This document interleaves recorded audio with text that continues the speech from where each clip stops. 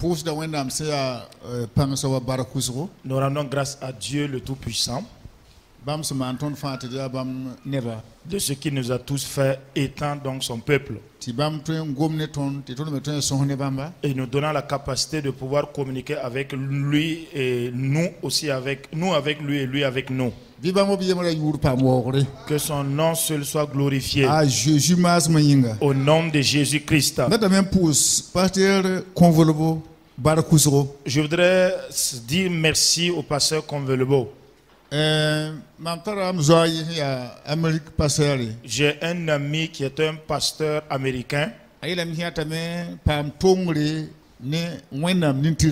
a dit que lui, il voudrait donc avoir des connexions avec les justes de Dieu.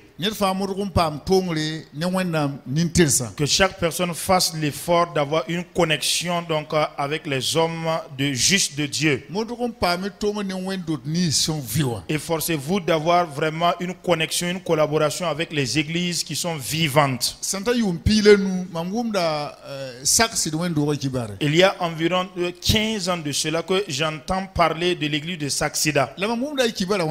Mais de quelle manière j'entends parler de Saksida? J'entends dire que c'est une église vraiment qui prie.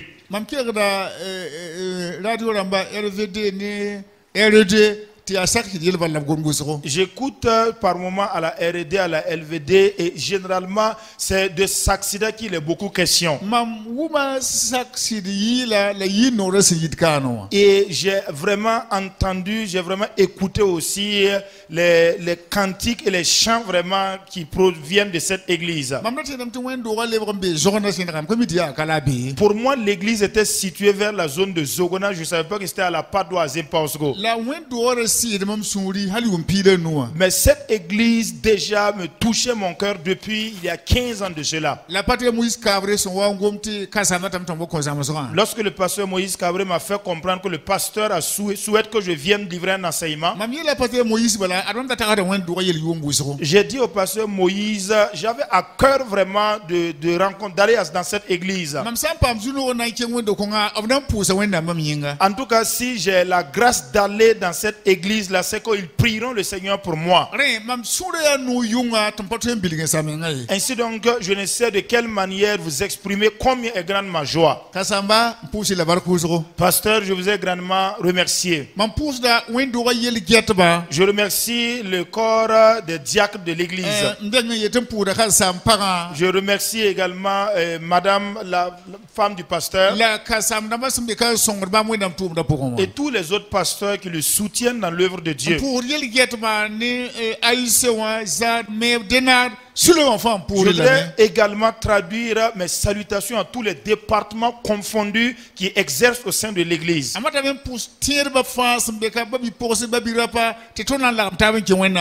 Je voudrais aussi orienter mes salutations vers les frères et sœurs qui sont là présents afin qu'ensemble nous entrions dans la présence de Dieu.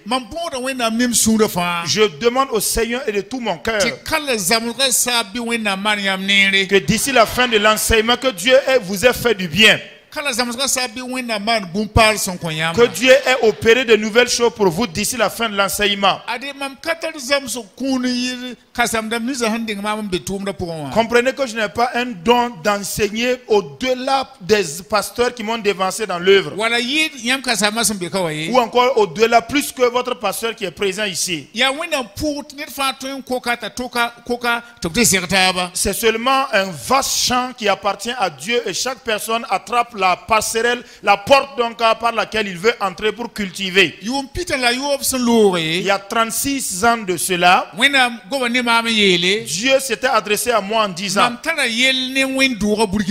j'ai un problème contre mon église au Burkina Faso. Mais Dieu a encore ajouté en disant: j'ai un problème contre l'église de l'Afrique. Et il m'a également ajouté en disant que j'ai un problème avec l'église du monde entier universel.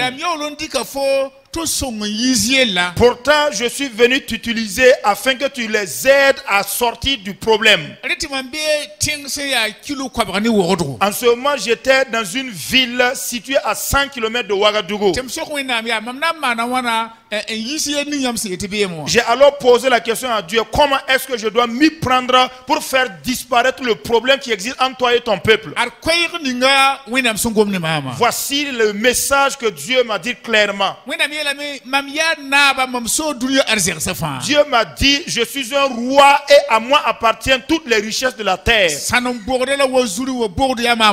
Tous les puits donc d'or et tous les puits également d'airain et tout m'appartiennent. Et tout ce que j'ai appelé sont devenus des princes, ils sont également devenus des reines.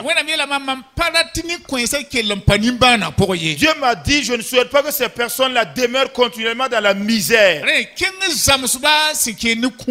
À cause de cela, va et enseigne-les par rapport aux offrandes.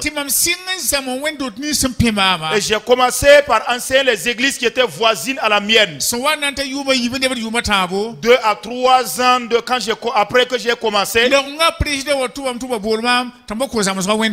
président du conseil général des assemblées de Dieu en son temps m'a fait appel pour que je donne un enseignement dans son église.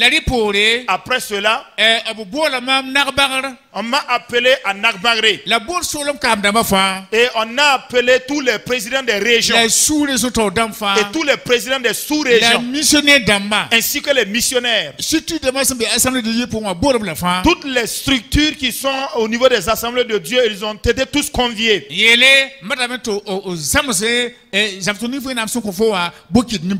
le mot d'ordre était, je voudrais que tu puisses alors donner l'enseignement que Dieu t'a communiqué à tout ce monde qui est là rassemblé. Et j'ai également effectivement consacré 2 jours pour donner l'enseignement.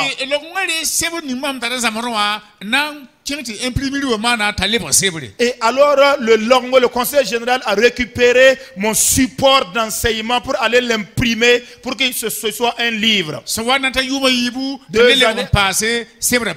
Donc 2 années plus tard, j'ai encore enrichi le document. Je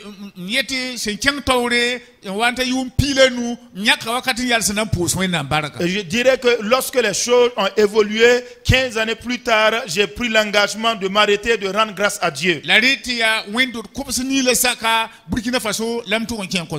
En ce moment, en son temps là, c'était environ 800 églises au Burkina Faso, là où j'avais pu fouler le pied pour donner l'enseignement.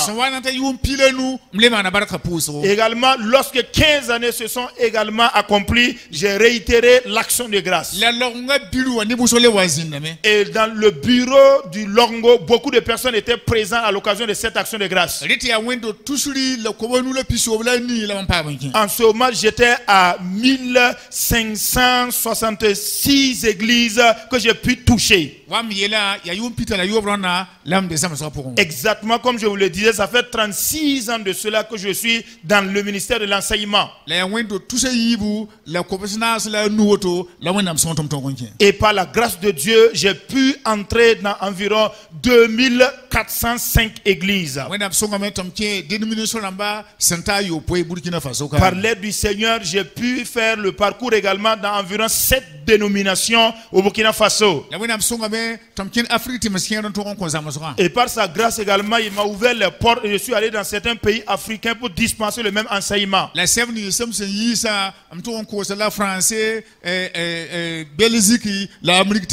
Et donc les documents qui ont été édités par la grâce de Dieu, j'ai pu en vendre des copies en Belgique, en France et aux États-Unis. Même si je n'ai pas pu arriver là-bas, le message est arrivé quand même. Et donc c'est par rapport à la substance de ce message que le Seigneur m'a fait venir ce soir pour que nous puissions en échanger. Lorsque au moment où Dieu me parlait de cela, il m'a amené à fouiller sa parole.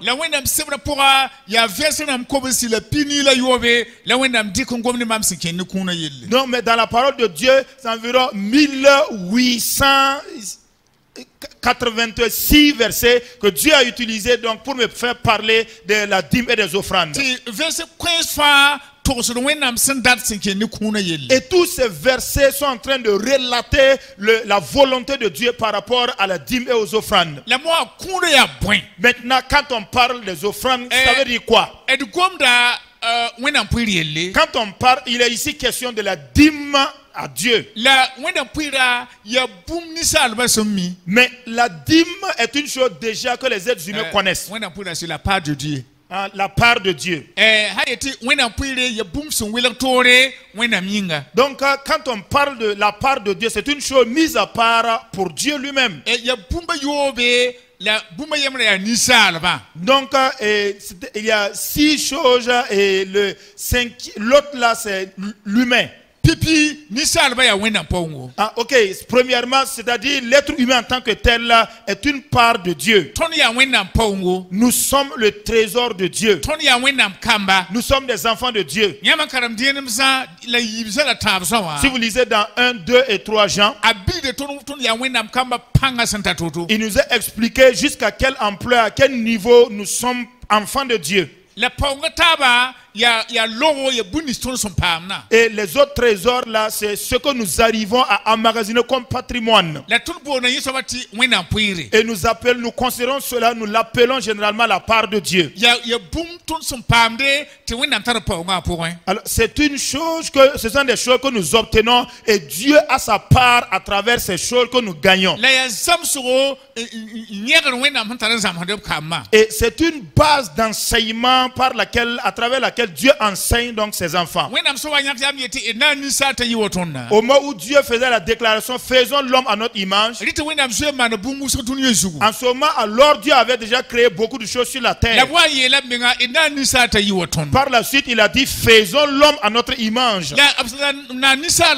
Et quand il a fini de faire l'homme, pour l'amener à ressembler à Dieu, il fallait qu'il soit enseigné. L'enseignement transforme une personne. Je sais que la plupart d'entre vous qui êtes là, plusieurs, vous êtes allés à l'école du blanc. Et grâce au diplôme que vous avez eu, vous travaillez soit dans des institutions privées ou dans l'État. Et même si vous n'êtes pas allé à l'école, il se pourrait que vous avez appris un métier.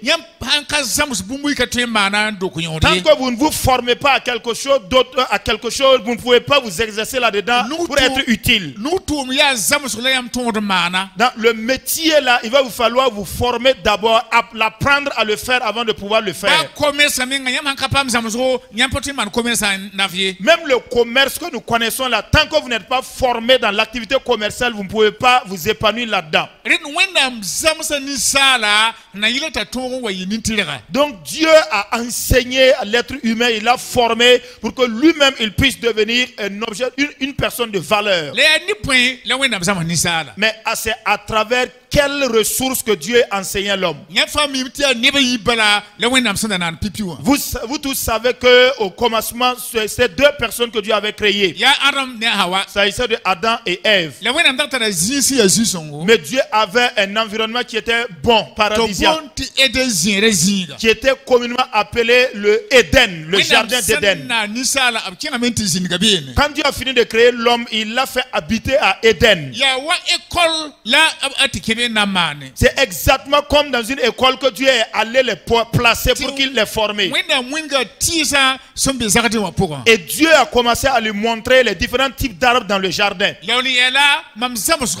Avant de lui dire maintenant, dans mon principe d'enseignement, il y a un arbre parmi tous les arbres auxquels tu ne dois pas consommer son fruit. Cet arbre était appelé l'arbre de Dieu lui-même, mis à part par Dieu. Mais Dieu avait ouvert son cœur à l'être humain pour lui parler. Il lui a dit, puisque cet arbre est mis à part, je ne veux pas que vous puissiez le toucher. Même lorsque les fruits seront mûrs, vous ne devez pas cueillir aucun fruit. Même quand les fruits vont tomber par terre, vous ne devez pas toucher. Mais Dieu avait un rendez-vous à chaque soir vers chez l'homme où il venait l'enseigner. Mais dans l'enseignement, il disait à l'homme, le jour où vous toucherez ce qui est ma part, assurément vous mourrez. Chaque jour, Dieu venait les enseigner. Quoique c'était 2 personnes seulement. Dieu n'a pas pris de la paresse à les enseigner. Le jour où vous enlèverez du fruit de cet arbre, vous mangez, vous mourrez. C'est ça qui a été la première part de Dieu. Et un jour, Dieu est venu, il a constaté que Adam et Ève ont prélevé, ils en ont mangé. Parce qu'avant qu'ils n'en consomment, Dieu leur avait dit, si vous mangez, vous mourrez. Et quand il est arrivé qu'il a constaté que Adam et Ève avaient consommé le fruit de l'arbre, ils se sont rendus compte que la gloire de Dieu s'en était allée de leur vie.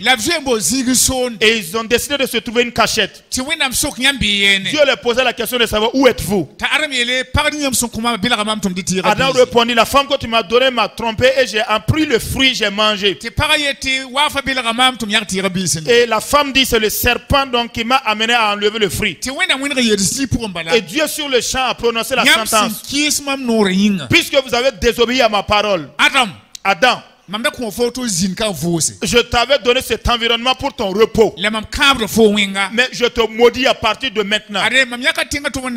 J'ai de la poussière que je t'ai bâtie. Mais tu vas retourner encore à la poussière. Je ferai pousser des épines et des ronces sur la terre pour que tu puisses souffrir. Et maintenant, se retournant vers Ève, il lui dit, puisque tu as accepté de tomber dans cette séduction, ton mari va avoir une domination sur toi. Et si tu vas répandre du sang avant de pouvoir accoucher. Maintenant il dit au serpent, puisque tu es celui qui les a séduits, je jette une inimitié entre toi et la descendance de la femme. Par moment, tu vas blesser donc la descendance. Mais lui aussi il va écraser ta tête. C'est la première part de Dieu et la première désobéissance des premiers hommes. Mais Dieu ne s'est pas limité à là. Il est allé plus loin pour engager un autre enseignement entre Caïn et Abel. Dieu a dit à Caïn et Abel, vous allez aller de l'avant parce que Abel sera un berger, mais un éleveur, et Caïn sera donc un agriculteur. Mais au moment de la moisson, je voudrais que vous deux vous puissiez m'honorer par rapport à ce que vous avez. Mais Dieu a changé le visage de cet honneur.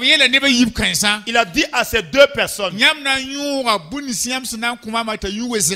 vous allez donc faire passer en sacrifice, brûler carrément par le feu l'offrande que vous venez me donner pour que l'odeur puisse monter. Abel s'est exécuté conformément à la parole de Dieu. Il a fait un holocauste en enlevant un de ses animaux. Il a tué et il a brûlé.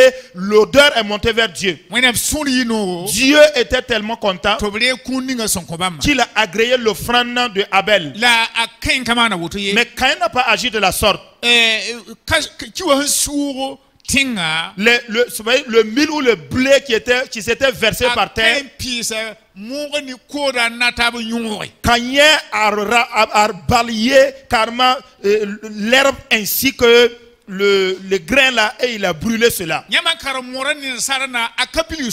Si vous lisez en version morée et en français, c'est pas très bien explicité. Si vous lisez dans la version anglophone, il est dit donc c'est le mil qui est tombé, versé par terre là, qu'il a utilisé pour déposer comme holocauste. C'est un sacrifice, une offrande de mépris. À cause de cela, Dieu n'a pas agréé son offrande. Dieu ayant rejeté l'offrande de Caïn, Le cœur de Caïn était comme le cœur d'un méchant. Parce que Caïn était un voleur de Dieu. Et son cœur s'est endurci. Il a rencontré son frère Abel et l'a tué. Dieu lui posait la question: où est ton frère Abel? Il tape sur la table devant Dieu en disant: suis le gardien de mon frère Abel. Et Dieu a encore maudit Caïn en disant que tu seras excommunié de ta famille. Lui également s'en est allé avec une malédiction. Si nous devons aller plus loin, lorsque ce fut le temps de Josué, Dieu a dit au Josué: vous allez combattre et récupérer une ville. Une ville appelée Jéricho. Une ville imposante et grande. Dieu dit au Josué: malgré que la ville est une grande ville, je vais vous livrer la ville afin que vous puissiez en posséder. Mais au moment de la bataille, prenez garde.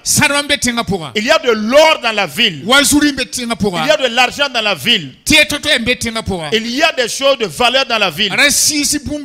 N'en touchez à aucune de ces choses, parce que c'est ma part pour moi. Mais la victoire vous appartient. Lorsque la bataille est finie, parmi les responsables, il y a un monsieur du nom de Akan. Lui et ses enfants ont comploté. Ils ont prélevé l'or et l'argent et ils se sont trouvés une cachette pour déposer. Mais la deuxième ville vers laquelle les Josué sont allés pour combattre, une ville, petite ville du nom de Haï. Quand les Josué sont arrivés à Haï, les premières 3 heures là, il y a déjà 36 soldats qui s'étaient morts. Josué a commencé à consulter Dieu pour comprendre là où se trouvait la faille. Et Dieu dit à Josué: le problème n'est pas à mon niveau. Le problème se trouve entre vous. Il y a un voleur parmi vous. Mais quand on a essayé d'investiguer,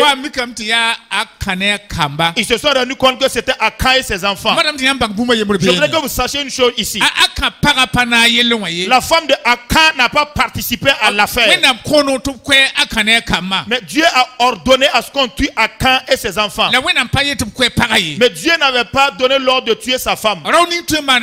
Certains hommes peuvent poser un acte et la femme ne va pas accepter. Maintenant ils complotent s'entendent avec les enfants et ensemble ils vont désobéir à Dieu. Quand il y a un problème qui arrive, c'est lui et ses enfants qui meurent.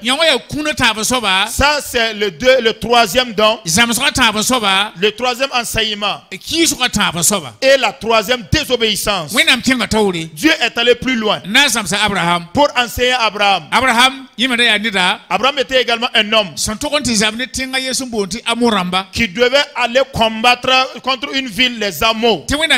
Et Dieu lui dit: si tu arrives, tu vas les vaincre. Je t'ai donné la victoire. Et je t'ai donné également tout ce qui se trouve dans la ville. L'or et l'argent contenus dans la ville. Tu peux les ramasser. Mais voici ce que tu feras. Tu vas repartir chaque chose par 10. Mais le 10e là, vous allez le ramasser. Vous allez rencontrer un homme. Il se nomme Melchisedec. Le roi de Salem. C'est notre Seigneur Jésus-Christ même. Vous allez lui donner les 1/10 de tout afin qu'il puisse les présenter à Dieu. Abraham s'est exécuté conformément à la volonté de Dieu. Quand Abraham a fini de donner, Dieu l'a félicité. Dieu a dit: tu es un juste. Enseigne à tes descendants, tous ceux qui viendront après toi, afin que une chose, dans un dixième de chaque chose, qu'ils prélèvent un dixième de leur revenu pour moi, car c'est ma part. C'est ce qu'on appelle la dîme. L'Ancien Testament est fini. Et la nouvelle alliance est entrée en vigueur. Vous savez que au début de la nouvelle alliance, l'église entre-temps s'est concertée. Et ils se sont rencontrés à un lieu pour mettre ensemble leurs biens et pouvoir communier ensemble. C'était Pierre qui était le responsable de l'église primitif. Mais après le départ de Jésus, c'est le Saint-Esprit qui est venu. Et le Saint-Esprit était avec Pierre. Et Pierre devait recevoir la part de Dieu.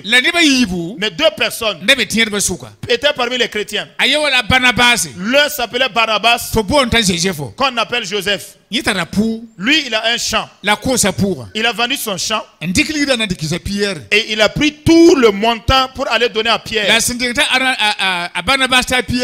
Mais avant que Barnabas n'arrive chez Pierre, le Saint-Esprit est allé dire à Pierre, le monsieur qui est en train de venir avec l'argent, c'est un homme qui est honnête et sincère. Honore-le et loue-le. Pierre a dit à Barnabas, va avec la paix de Dieu. Tu es un homme sincère et honnête. Après cela, un monsieur du nom de Ananias, lui aussi avait un champ. Il est venu avec le montant de vente de son champ. Quand il a fini de vendre son champ, il s'est accordé avec sa femme. Ils ont enlevé une moitié de l'argent qu'ils ont gardé et ils ont amené la moitié pour donner. Le même Saint-Esprit qui avait révélé à Pierre l'affaire de Barnabas, le même a encore dit à Pierre que Ananias a gardé une moitié du montant du champ. Et le Saint-Esprit lui a dit, et c'est à Dieu même qui l'a trompé. Pierre était en train de parler à Ananias en pensant qu'il allait se repentir. Pierre lui posait la question, est-ce véritablement à ce montant, à ce prix-là que vous avez vendu le champ? Il dit assurément. Pierre lui dit, avant même que vous n'ayez vendu votre champ, vous aviez le droit et l'autorité sur votre champ. Même lorsque vous avez fini de vendre, c'était à vous l'argent. Tu n'as pas trompé un homme, mais c'est le Saint-Esprit que tu as trompé. Et au même moment, les anges l'ont tapé posé. Il est mort sur le champ instantanément. Maintenant, depuis l'ancienne alliance jusqu'à la nouvelle alliance, tous les dons que le peuple de Dieu a fait à Dieu, ils sont regroupés en 5. Et les 5 dons là, chaque don également a son utilité, sa destination. Si vous êtes un instituteur, si vous êtes un professeur, et les élèves viennent le matin, et sur le tableau, vous allez écrire les leçons là-bas. Mais si les élèves finissent de recopier la leçon, l'enseignant va effacer l'écriture pour réécrire une nouvelle leçon. C'est de cette manière que Dieu s'y prend également avec les humains. Depuis la création, la formation de l'homme jusqu'à aujourd'hui, tous les enseignements que Dieu a dispensés, il ne les a pas effacés. C'est resté sur le tableau. Voilà pourquoi nous avons une Bible, la parole de Dieu. Et Paul écrivant à Timothée dit que toutes les saintes écritures sont inspirées de Dieu, un don que Dieu nous a donné. Elle est utile pour être enseignée, pour enseigner. Lisons dans Jérémie le chapitre 9 verset 22. Jérémie chapitre 9 verset 22. Alors la connaissance de Dieu donc amène un honneur aux êtres humains. Le Seigneur dit Que le sage ne se vante pas de sa sagesse. Que le puissant ne se réjouisse pas et ne se vante pas de sa puissance. Que le riche également ne se réjouisse pas de sa richesse. Celui qui veut se glorifier, qu'il se glorifie de ce qu'il me connaît. Car je suis l'Éternel, qui est plein d'amour, qui exerce le droit et la justice sur la terre. Alléluia. Alléluia. La connaissance de Dieu. Écoutez, quand Dieu nous a appelés, quand Dieu nous a choisis, il ne nous a pas choisis pour nous rendre des va-nu-pieds et nous rendre des misérables et nous exposer aux yeux du monde. Il ne nous a pas donc choisis pour nous humilier. Avant même de nous choisir, dans le plan et dans la volonté de Dieu, il avait souhaité que nous soyons élevés. Dans son plan, il voudrait que nous soyons des hommes justes. Parce que nous avons un Père au paradis. Parce qu'à notre Père appartient l'or et l'argent. Ce Père nous a vus. Et il nous a dit que si une ville obéissait à Dieu, ou lorsque les habitants d'une famille obéissent à Dieu, lorsque un peuple décide d'obéir à Dieu, oui, il dit que lui, il peut faire en sorte qu'il n'y ait aucun pauvre dans cette ville-là. C'est la parole de Dieu qui le dit. Il est dit que la connaissance de Dieu donc procure l'honneur aux êtres humains. Si vous connaissez Dieu, Dieu lui-même vous élève. Je ne parle pas seulement de la richesse, mais je parle de la grâce de Dieu. Si vous connaissez Dieu, dans votre quartier, on ne peut ne pas demander d'après vous. Dans votre service, on vous demandera de venir être le responsable. Si vous obéissez à Dieu, dans votre famille même, c'est vous que l'on va rechercher. La connaissance de Dieu. Donc apporte la gloire des chrétiens. Dis à ton voisin, si tu connais Dieu, Dieu va t'honorer.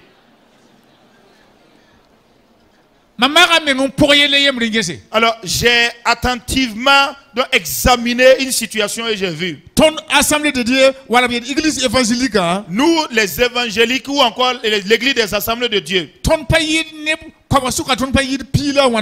Alors nous occupons seulement 12% ou bien 10%.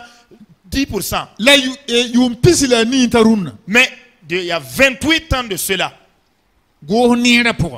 dans le gouvernement, nous ne manquions pas de ministres dans chaque gouvernement. Des 28 ans jusqu'à aujourd'hui, Dieu a accompli sa parole. Il a élevé des hommes et des femmes. Si vous entrez dans les services, que ce soit dans l'armée, que ce soit dans le domaine médical, parmi les députés ou ailleurs, l'église a des représentants. Dieu avait voulu honorer l'église plus que la position qu'elle occupe maintenant. Et pourquoi ça n'est ainsi? Nous allons commencer à entrer dans les 5 branches de la part de Dieu. Nous n'avons pas assez de temps, mais je crois que par l'aide de Dieu, nous allons arriver à épuiser les 5 dons et offrandes là d'ici le dimanche. Je voudrais que vous réfléchissez donc à l'utilité ou à la destination, ce que chacune de ces offrandes concret comme conséquence dans votre vie. Quand j'ai essayé de récapituler depuis la création jusqu'à aujourd'hui, il y a 5 types d'offrandes que Dieu voudrait que son peuple puisse lui donner. Je vous ai dit que la plus grande part, appelée la part de Dieu, c'est un don, donc une offrande qui est mise à part pour Dieu. Il se pourrait que nous en considérons cela dans une certaine accoutumance, dans une habitude. Mais pourtant, nous devons mûrir au-delà même des habitudes. Ce qu'on appelle la part de Dieu là, les 5 branches ou démembrements. La première branche là est appelée les prémices. Les prémices, les prémices sont une offrande qui touche le cœur de Dieu. Satan a fait de son mieux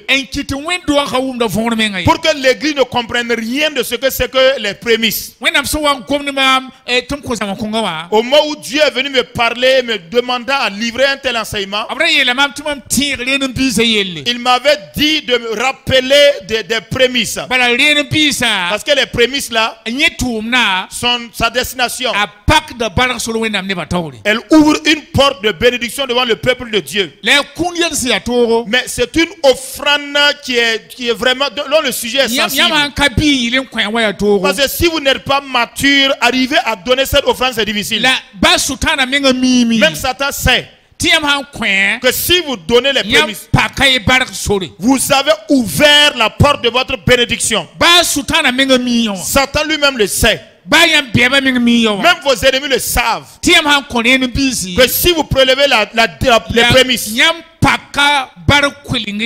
vous avez de façon automatique ouvert une porte de bénédiction devant vous. Qu'est-ce que les prémices? Dans la foi de nos parents, de nos grands-parents, ils avaient un peu parlé, brossé seulement des prémices. Et il paraît que ce sont les agriculteurs, donc ceux qui sont dans l'agri, qui doivent donner les prémices. Et ceux qui ont fait un peu d'effort vont ajouter aussi des animaux. Ce n'était pas plus que cela. Mais Dieu m'a dit d'informer aux chrétiens que si vous ne donnez pas les prémices, vous fermez la porte de votre bénédiction. Vous empêchez Dieu de se mouvoir et de faire ce qu'il voulait faire pour vous. Si vous lisez dans Proverbe le chapitre 3, le verset 9, je vous ai dit que le temps ne nous permet pas de lire les versets. Proverbe le chapitre 3, le verset 9. Si vous lisez dans le passage, il est dit: honore l'Éternel avec tes biens et avec les prémices de tout ton revenu, car je ferai en sorte que tes greniers soient remplis d'abondance. Je ferai en sorte que vous ne manquez pas donc de disponibilité dans les caisses, dans les banques et même chez vous à la maison. Si attentivement vous suivez les pas du livre des Proverbes, il est dit dans le texte: honorez-moi avec vos revenus. Et plus là il dit: et avec également avec les prémices. Et suivez attentivement.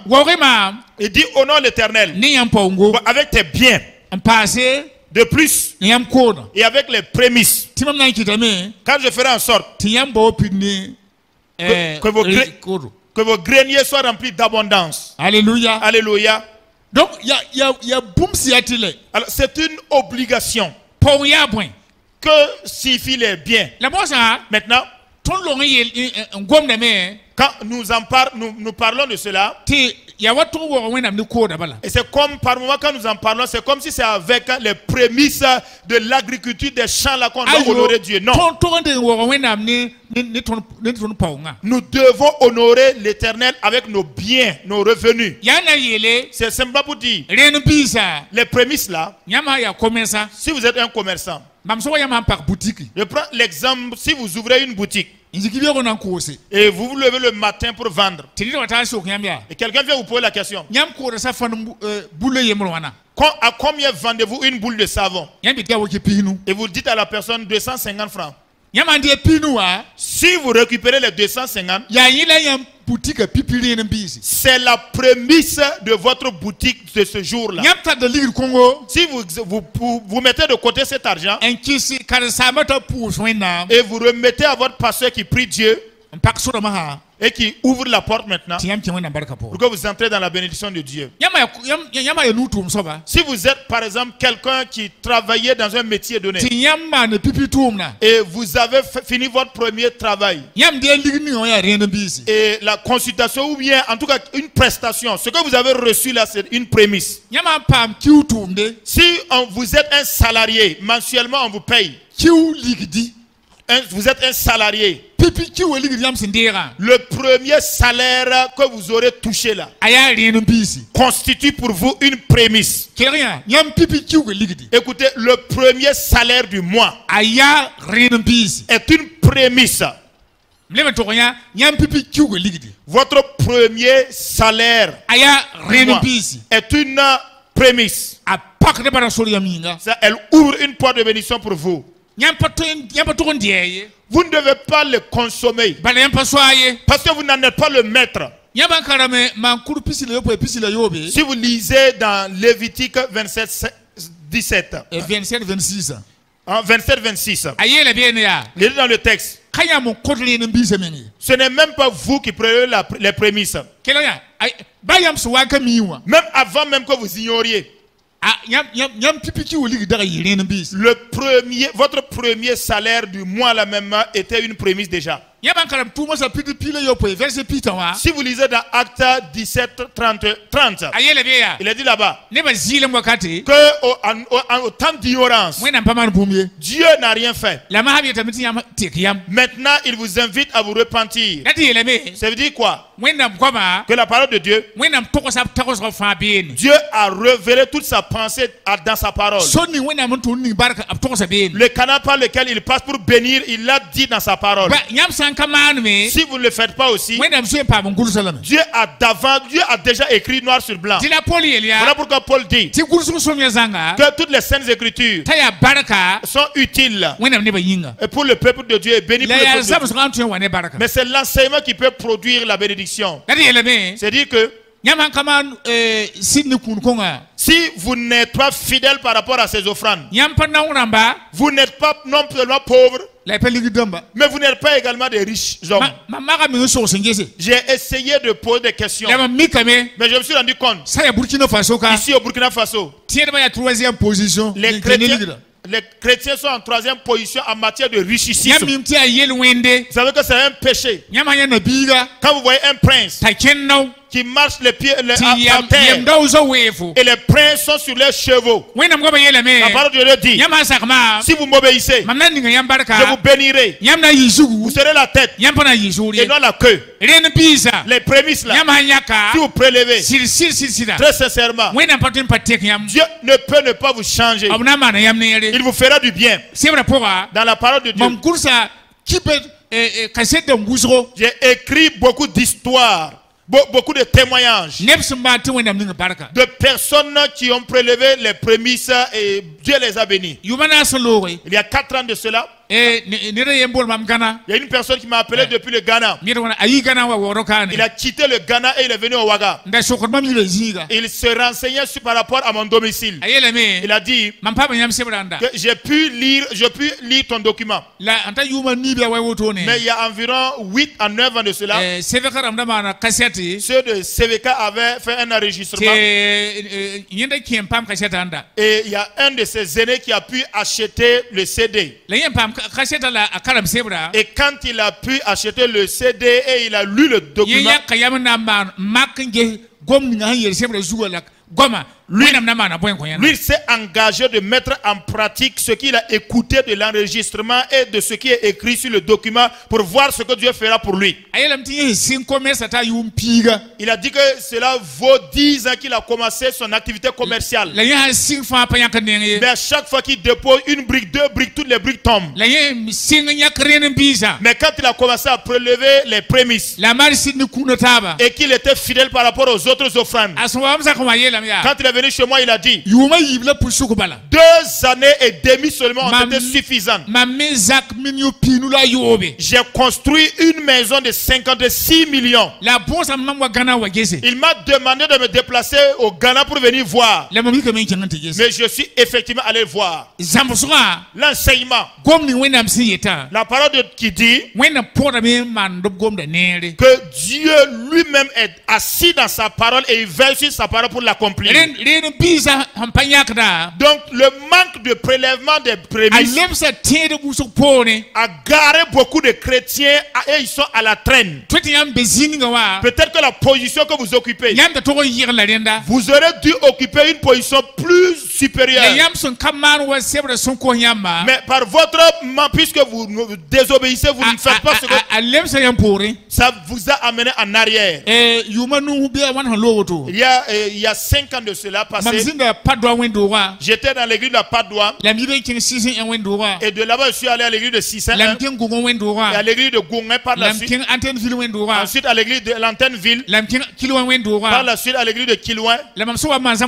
Et pendant que je faisais l'enseignement, je posais la question aux gens. Combien de personnes sont investies dans l'agriculture dans votre église? Dans l'église de la Padoua, il dépassait à peine 5 ou 6. À Goungé, à peine 3 ou 4 personnes. Dans toutes les grandes églises réunies, il ne dépassait pas le nombre de 20. Et je leur ai dit, la parole de Dieu dit, honore-moi avec les prémices. Si vous ne cultivez pas, et vous dites que parce que vous n'êtes pas cultivateur, vous n'allez pas donner vos prémices. Pourtant Dieu attend vos prémices pour vous bénir. Si vous mettez au monde un enfant, à peine vous avez accouché, vous êtes né, on vous a inscrit à l'école. Même si on ne vous a pas mis à l'école, on vous a formé de diverses manières. Mais vous-même, vous ne pouvez absolument rien faire. Vous ne pouvez pas vous épanouir. Votre épanouissement était dans le programme, dans la pensée de Dieu. Mais la pensée de Dieu n'est rien d'autre que sa parole. Donc si vous prélevez les prémices, vous vous connectez à la pensée de Dieu et vous posez des actes qui plaisent à Dieu lui-même. Et Dieu vous élève et il vous fait du bien. Exactement comme ce que je vous disais de Acte 17, 30.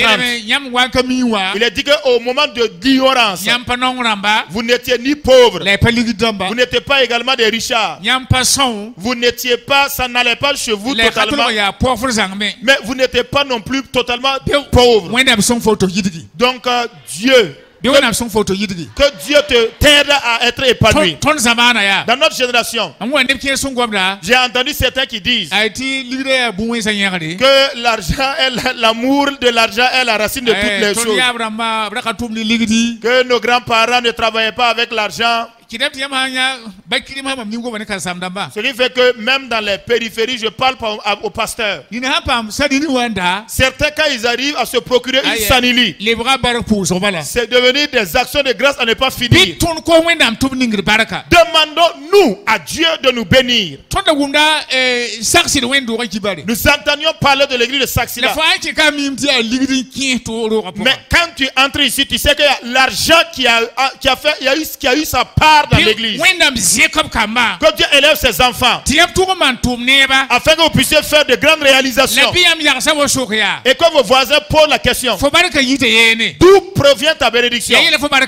Quelle est la source de ta bénédiction? Et que tu dises: comme je suis fils de Dieu, j'ai obéi à la parole de Dieu et Dieu m'a béni. Là, également, c'est une autre chose du monde qui est importante.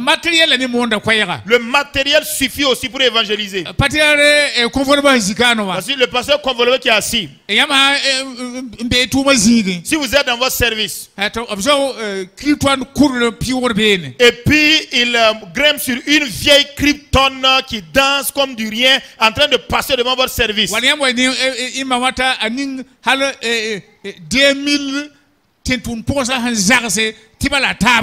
ou encore vous voyez maman pasteur donc qui a porté le pain de l'AEC des années 2000 là, totalement devenu comme un vêtement usé.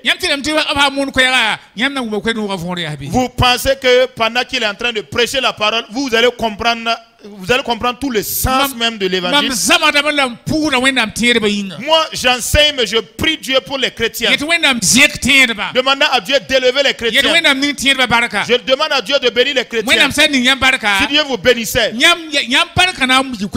votre bénédiction sera un pain de l'évangélisation. La génération dans laquelle nous sommes, c'est un monde de bénédiction. C'est un monde où chaque personne doit faire l'effort d'être une valeur sûre. Voilà pourquoi je vous ai dit, par rapport aux prémices, l'œuvre que tu fais là, alors la conséquence spirituelle des prémices, c'est qu'elle ouvre la porte des bénédictions et elle donne un autre visage à ton activité, elle donne un coup de pouce. Elle change carrément même ta vie. Nul ne peut changer la vie de l'autre, mais seule la parole de Dieu peut changer la vie. Nul ne peut rendre l'autre riche ou pauvre, mais que l'obéissance à Dieu te fasse du bien, que l'obéissance à Dieu bénisse tes enfants. Il y a un vieillard qui était dans une ville, Les habitants de la ville, du village ont dit du vieux que c'est un sorcier. Comme il y a eu pas mal de paroles, les gens ne venaient plus dans la cour du vieux. Donc il est allé à l'écart du village. Il est allé faire des petites cabanes là-bas, là où il était avec sa femme et ses enfants. Il faisait de son mieux également pour prendre soin, pour payer les frais de scolarité de ses enfants.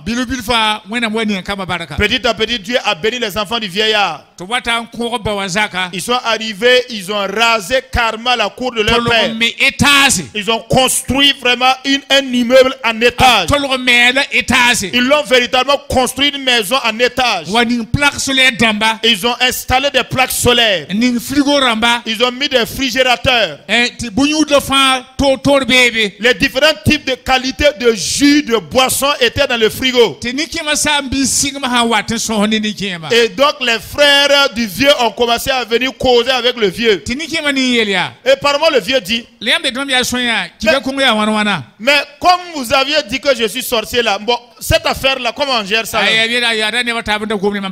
dit non, c'est les autres là qui avaient parlé de ta sorcellerie. Moi je n'ai pas dit que tu es sorcier. Que Dieu vous bénisse, que Dieu vous bénisse.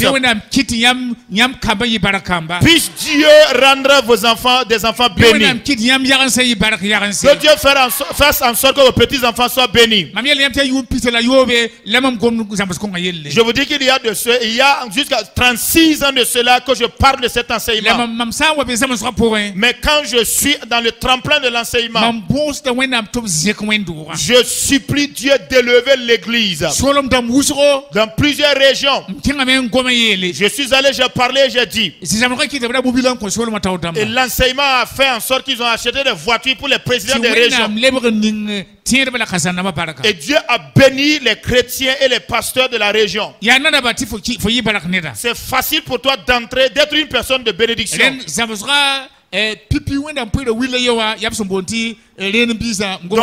Donc, la première branche des offrandes qu'on donne à Dieu, c'est ce qu'on appelle les prémices. Nous venons de toucher à cela. Le dimanche, si vous avez compris et que vous voulez entrer dans la bénédiction, rappelez-vous qu'il est dit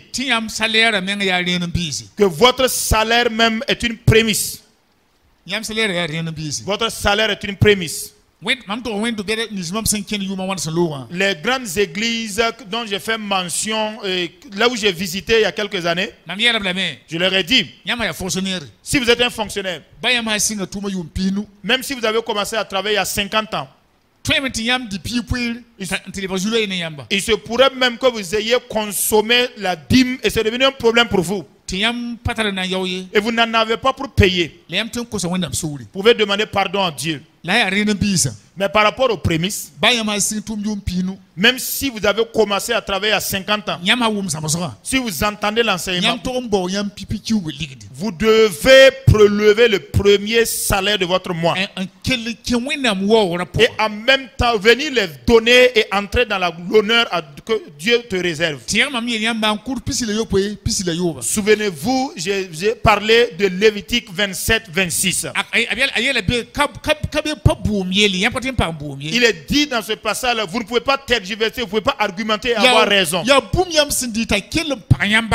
C'est une chose, une offrande que vous avez consommée, utilisée et ça ferme hermétiquement les portes de votre bénédiction. Donc si vous êtes toujours vivant, vous devez prélever les prémices et les donner.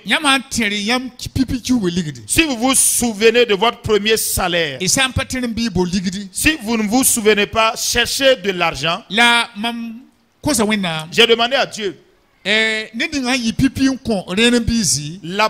personne qui a été la première à donner une prémisse dans cet enseignement, dans cet enseignement-là, c'est en 87. C'est un des vieillards de l'église de Nayalagé. Quand j'ai fini de faire l'enseignement, le vieillard a soulevé la main et le doigt et il a dit, si j'avais entendu cet enseignement pendant que j'étais en activité, je serais rentré dans la bénédiction. Il a dit, demain lundi, je dois aller prendre ma pension de 3 mois de retraite. Mais puisque je suis toujours vivant, je vais l'engager dans la gloire de Dieu. Et beaucoup d'autres fonctionnaires également ont levé leurs doigts. Ils ont dit, que ferons-nous? Si nous donnons entièrement l'argent, la famille ne va pas vivre. Dieu m'a donné un message pour eux en disant, si vous voulez donner, fractionnez cela en 5 ou en 6 parts. Si vous prenez l'engagement de le faire, vous pouvez l'étaler sur 4 ou 5 mois en fonction de vos capacités. Écrivez un engagement en disant, je vais verser mes prémices. Si vous pouvez prendre un prêt pour construire une maison, vous allez contracter un prêt pour acheter une moto et même acheter une voiture. Payez ça par tranche, petit à petit, pour entrer dans la bénédiction de Dieu. Et je vous dis donc, par la bouche de Dieu, paye petit à petit pour entrer dans la bénédiction de Dieu. Et attends-toi de voir qu'est-ce que Dieu fera pour toi. Je parle par la bouche de Dieu. Il y a 36 ans de cela, j'ai parlé de cela de tout mon cœur. Des milliers de personnes sont déjà saisies par la bénédiction de Dieu. Voilà pourquoi j'ai le courage de vous dire, efforcez-vous de le faire aussi. Le dimanche, nous allons prier Dieu pour toutes ces personnes qui ont pris la résolution de le faire. Et attendez de voir qu'est-ce que Dieu fera. Les 3 derniers prophètes de l'Ancien Testament, Zacharie, Agé et Malachi, Dieu par la suite a dit, mettez-moi ainsi à l'épreuve Et vous verrez si je n'ouvrirai pas les écluses des cieux. Mettez Dieu à l'épreuve et voyez s'il ne peut pas faire quelque chose pour vous. Il fera quelque chose. Il a déjà fait quelque chose pour beaucoup de personnes. Il le fera également pour vous. Le dimanche, toutes ces personnes qui ont eu la grâce d'être là, rappelez-vous que le dimanche, je voudrais que nous puissions entrer dans la bénédiction des prémices afin que Dieu vous bénisse. Au nom de Jésus. La deuxième branche des offrandes. Je vais permettre qu'on parle de cela demain. C'est ce qu'on appelle les 1/10. Les 1/10, la dîme. Nous allons voir de quelle manière on prélève la dîme. Après cela, nous allons parler des offrandes volontaires. Nous allons parler également des projets. Nous allons parler également des dons dirigés. Mais tous ces dons-là, chaque don a sa conséquence dans la vie de l'homme. Il y a une offrande parmi ces offrandes-là qui donne la longévité aux chrétiens. Il y a parmi ces offrandes-là une offrande qui peut amener Dieu à faire une nouveauté pour toi. J'ai reçu toutes ces vérités-là dans la parole de Dieu. Que la grâce et la bénédiction du Seigneur soient sur vous. Je vous le dis encore, que la bénédiction et la grâce de Dieu soient sur vous. Que ces 2 jours soient des jours de bénédiction pour vous. Écoutez très bien, quand je suis là, je sais que je suis dans le plan de Dieu ici. Je vous ai dit que durant les 36 ans, je n'ai pas pu faire pendant 2 dimanches en un mois dans mon église. Pendant le même mois. La semaine passée, j'étais à Banfora. Mais quand je vais quitter ici le dimanche prochain, j'irai ailleurs aussi. Un jour, Dieu m'a dit, il a envoyé quelqu'un d'autre venir me dire, j'étais choisi pour cet enseignement-là. Si tu t'amuses à ne pas le faire de tout ton cœur, je chercherai quelqu'un d'autre pour qu'il prenne ta place. Mais j'enlèverai carrément ta main de dessus mes enfants. Tes enfants. Est-ce que vous allez vous amuser? Donc c'est obligé pour moi d'aller de l'avant. Je sais que nous qui sommes là, Dieu a son projet et dans la vie de chacun de vous individuellement. Mais Dieu vous fera du bien. Quand j'ai donné cet enseignement à CVK, il y a environ 1000 personnes qui m'ont appelé après l'enseignement. Mais l'appel qui m'a le plus étonné, il y a environ 40 musulmans qui m'ont appelé. Ils ont dit, nous aussi, nous allons donner. Nous savons vraiment que c'est tellement que ces offrandes-là sont très utiles. Arrivé au niveau des offrandes, des dons dirigés là, je vais vous parler des musulmans, donner des témoignages de musulmans qui ont soutenu l'œuvre de Dieu. Pourquoi Dieu dit-il qu'il a un problème contre son église?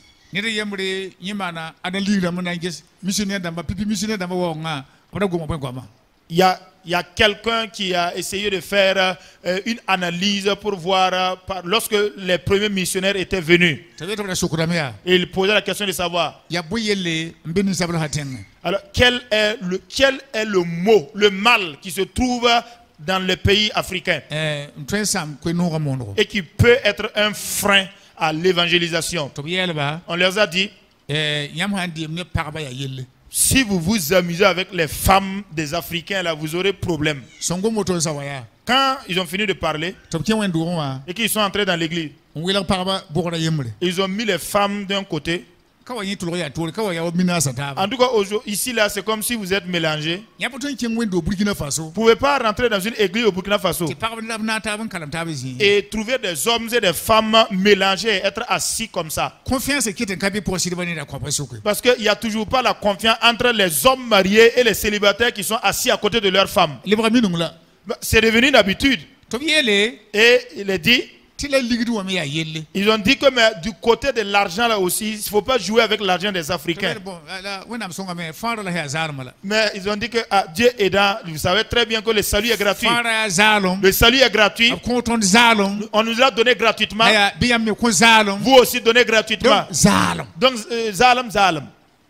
Donc, quand vous parlez de l'argent, c'est devenu un problème. Très rapidement, les gens sont remontés, ils sont en colère. L'église, les membres de l'église qui devaient être épanouis sont en train de régresser. Si ce n'est dans le culte protestant évangélique, si vous essayez de voir, lorsque une femme musulmane accouche, même si elle n'a pas la capacité financière de faire un baptême, simplement lorsqu'on veut baptiser, donner le nom de l'enfant, il peut dépenser quand même 15 000 francs. Les catholiques aussi, si l'enfant naît, et vers 15 ans, ils peuvent dépenser sur l'enfant environ autour de 150 000. C'est ça ou pas? C'est ça ou pas? Vous allez au moment de leur confirmation et autres là. Mais quand un protestant gagne un nouveau-né, c'est un jour seulement, on le prend comme un bois, un bâton, on vient le donner au pasteur. Il faut présenter l'enfant à Dieu. Aujourd'hui, nous sommes dans la joie. Le frère Intel a eu un nouveau-né. On va présenter l'enfant à Dieu. Et vous aussi, de grâce. Voilà. C'est une maladie. C'est une gangrène. J'ai dit dans notre église, dans notre assemblée, si vous mettez l'enfant au monde et vous me l'amenez comme un bâton, je ne vais pas prendre cet enfant-là pour le présenter à Dieu. Si on veut présenter un seul enfant à Dieu, voilà, c'est en fonction de la capacité de la personne. Sinon, on doit pouvoir aligner 2, 3, 4 chaises. Pour que lorsque l'enfant va grandir, que l'enfant puisse à travers les photos là savoir que à sa naissance son père et sa mère également se sont réjouis de sa naissance et ils ont fait quelque chose. L'action de grâce là. Quand on veut faire des actions de grâce aujourd'hui, certains vont appeler les amis. Et ils préparent différents mets. Il se pourrait que le pasteur qui va prêcher la parole là, au moment de l'action de grâce, on ne va même pas lui donner le carburant. Je passais un jour à quelque part et j'ai vu les gens qui étaient regroupés. J'ai posé la question pour comprendre pourquoi ils sont réunis comme ça. On m'a dit qu'ils sont en train de célébrer l'anniversaire des 50 ans de leur mariage, de faire un jubilé. Donc, ils ont soulevé le voile de mariage et ils ont déposé ça sur la vieille. La vieille a porté le voile de mariage. Le problème c'est qu'ils ont filmé. Donc j'espère qu'ils n'ont pas fait passer ça sur CVK. Quand nous devons faire quand nous voulons faire une dépense, il y a en tout cas un peu de vantardisme, un peu de poignée d'orgueil qui s'associe. D'ici le dimanche, tout ce que Dieu a à nous communiquer, nous l'entendrons.